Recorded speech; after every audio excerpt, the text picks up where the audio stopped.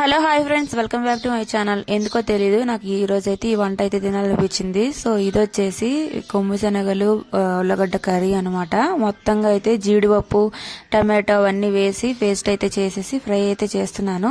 So అప్పుడప్పుడు ఇట్లా అనిపిస్తూ ఉంటుంది అనమాట, ఏవో తినాలనిపించని. సో తినాలనిపించినప్పుడు తినేయటం అనమాట. ఇంకొక పక్క అయితే చపాతీ పిండికి అయితే కలిపి పెట్టేసుకున్నాను. ఎర్లీగా స్టార్ట్ చేస్తాను అనమాట, తొందరగా తినేద్దాం అని చెప్పి. చూసారా, ఇంకా సాయంకాలమే.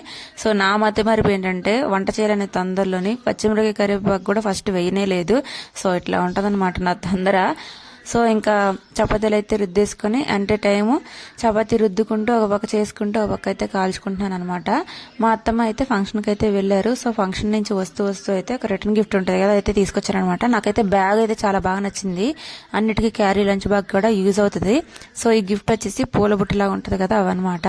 ఇప్పుడైతే అందరికి ఇలా కలువ పూలు అట్లా ట్రెండింగ్ అయితే అయిపోయింది, పసుపు కుంకుమ పెట్టి. సో చాలా చిన్నగా చాలా బాగుందనమాట. అండ్ పసుపు కుంకుమ కూడా చిన్న చిన్న సీసాలు అయితే భలే ఇచ్చారు కదా. సో నాగండి, వీడియోకి ఒక లైక్ ఇచ్చి వెళ్ళండి.